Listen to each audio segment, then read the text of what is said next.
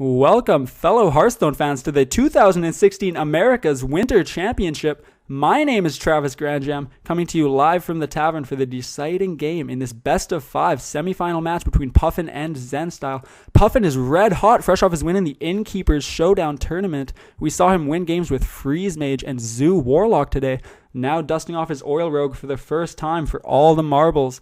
But Zenstyle has been making a statement this weekend that he is still among the game's elite. His weapons of choice for the tournament were mid-range Druid and Malygos Warlock, now left with his Tempo Mage deck to seal the deal. Let's get down to the action where the players are already considering their opening hands.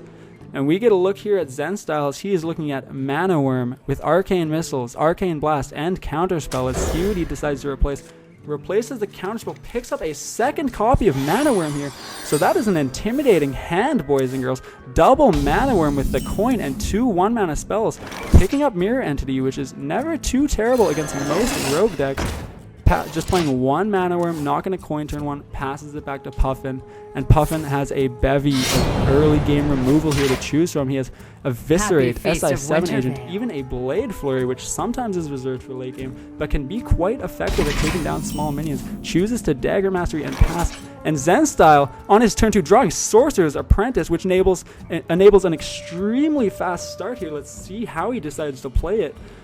And it looks like he's going to go with a more conservative approach. He's just going to establish the Sorcerer's Apprentice. Now those 1-mana spells have become 0-mana spells. Let's see if he decides to play the missiles here possibly. Elects not to, gets in the 1 damage, and let's go back to Puffin for his turn 3. Now, without much hesitation, we see him play a preparation here. What will the spell be? Looks like it is Eviscerate for the Mana Worm. That got comboed. That is 4 damage. That will kill the Mana Worm. And SI7 Agents takes down the Sorcerer's Apprentice. You are toast. Zenstyle's board is cleared, and he starts to start from scratch for turn 3 here. We see him play the second Mana Worm, electing to Arcane Blast the SI7 Agent. And it looks like he's going to fire off these missiles. These missiles need to kill this agent, or it is going to trade with Mana Worm. A sigh of relief there from Zenstyle. As that agent goes down, it would have killed his worm, and he had no other way to finish it off if those missiles didn't. Now Puffin is looking at a somewhat awkward hand here to deal with this 3/3 worm. He doesn't have anything really good to combo that Eviscerate, but it cannot kill the worm without combo. A reasonable play would be to non-combo attack. It looks like he's pulling out the Tinker's Sharp Sword, or the hold that thought. Would he consider playing that without combo just for the weapon attack? It would take out the Mana Worm this turn and leave Zenstyle's board cleared again. Most times that is a card reserved for late game, but he is going to fire it off turn 4 on his fresh dagger, and it will take out the Mana Worm. That is the same dagger that was made on turn 2. Nice foreshadowing there for the turn 4 Tinker's Sharp Sword Oil. And sometimes you gotta know when to just use your cards. They can't always get max value. Puffin shows good discipline, good state of mind to play that Tinker's Sharp Sword Oil. I think that was a great play too. In the face of this Mirror Entity, Puffin draws a Sludge Belcher, and that draw is to Zenstyle's benefit, as he's going to get a 3/5 with Taunt and Death Rattle over just a 4/4 spell damage, which the Azure Drake would have been. Looks like he's going to throw a Fireball at Puffin's Sludge Belcher, trying to get ahead on board here. But Puffin has a lot of tools in his hand, and see how he comes back. Still has that 4/1 dagger. That's going to be able to kill the Sludge Belcher at the very least. We'll see how Puffin decides to play this. The Blade Flurry would clear the board to play the Azure Drake instead. Doesn't have another play this turn, but will he kill the Belcher with the dagger? Looks like he chooses to. Zenstyle is going to be left with a 1/2 flying as his only forward pressure here. Unstable Portal is the draw, so here we go. He needs something bad here. And he hits it. He gets a Kalthazad off the Unstable Portal. An 8-mana legendary for 5 mana. That is not fair. Let's see what he's going to be able to do with that. But that is a good tempo swing back in Zenstyle's favor. Puffin starts his turn with a Dagger Mastery. Will he elect to Deadly Poison Blade Flurry? That would clear his board. No Deadly Poison required to clear the board, actually, from the Azure Drake's spell damage, but Loatheb coming down to use the remaining 5 mana here. Azure Drake is able to take down the Slime, and for another turn, Zenstyle is not going to be able to attack with any minions here. Zenstyle draws on his own Azure Drake for the turn, And he has some interesting decisions to make. Would you play an Archmage without being able to immediately trigger it? Zenstyle does not think you should. Decides to play the Drake. Draws into a counterspell, which cannot be played this turn because of Loatheb. Decides to Fire Blast his Drake and pass the turn. Now Puffin's going to want to get that Drake off the board. Mage is easily able to utilize spell damage minions. And Puffin is just going to have enough tools to do so, it appears. Sprint came into his hand for this turn. That is a huge source of card advantage. He is going to cash it in right now. 1 mana left for the turn. He draws Dr. Boom, a second Blade Flurry, Backstab, and a second copy of Backstab. Puffin is getting all of his positive tempo cards here as a rogue.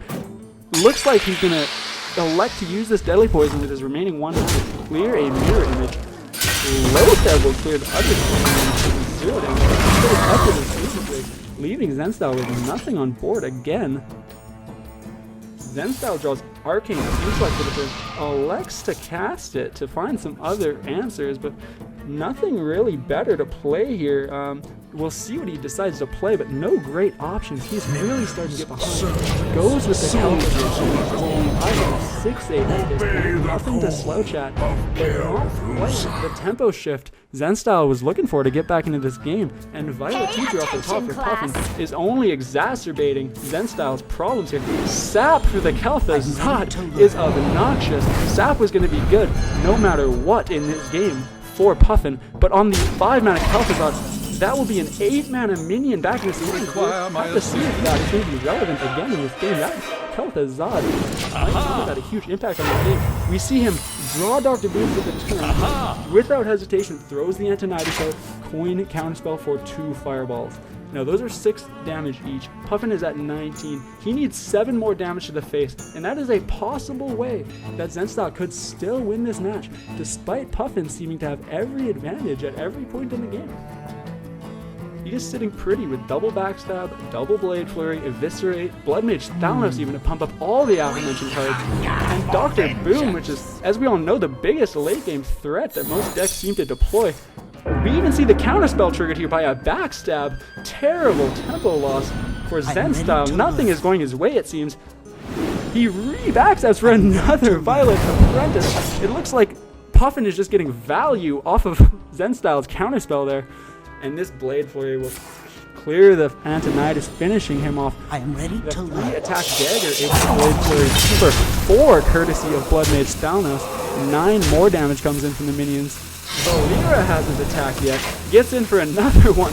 A combo Eviscerate with spell damage from Thalnos will deal another 5. Zenstyle is down to 6 HP against a whopping 13 power on board from Puffin. Lackluster draw there, mirror image, not going to be the powerful effect he was looking for to claw back into this game. He is doing all that he can though. He will fireball the Loatheb down. Flamewaker takes down 2 1/1s. We see mirror image trigger Flamewaker, taking down another 1/1 and putting 1 damage on the Violet Teacher. All Zenstyle can do now with his remaining 2 mana is Fire Blast a Violet Apprentice, but everything seems to be going Puffin's way this game. He is going to slam Dr. Boom, emphatically stretching his lead over this game by a wide margin, and he's going to preparation Blade Flurry, it looks like, to just completely try and steamroll as much forward momentum as possible. That's going to leave his mirror image images with 1 HP on them each. The Violet Apprentice and Valeera are clearing the mirror images, and this leaves the 3/4 Apprentice open to kill his Flamewaker. Zenstyle, turn after turn, his board has been devastated by Puffin's removal. Ethereal Conjurer, the draw, has some possible ways to survive now, but does not hit any of them. Cone of Cold, his best option, and that will not do it, boys and girls. Going on to the grand finals here, taking this game 5 from Zenstyle, and we had a very fascinating game there. We saw the big unstable portal for Kel'Thuzad, but the awesome sap there to completely nullify any advantage that Zenstyle was going to get from that, actually taking advantage of Zenstyle's unstable portal, if anything. And Puffin with style going to finish Zenstyle off, wins the best of 5, and his Oil Rogue looked Real killer there. Double Egg not able to get it done, and Zen Style came so close, but it is Puffin going on to the grand finals here. Wow, what a series.